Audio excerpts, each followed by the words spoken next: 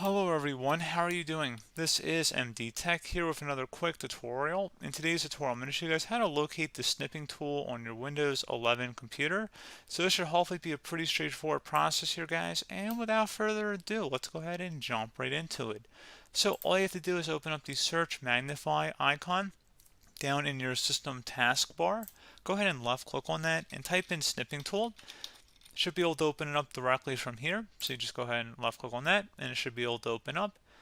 If you want to open up a different way, you can go back to Snipping Tool and you could always create a shortcut for it. So you could right click on it and go to Pin to Start as well as Pin to Taskbar.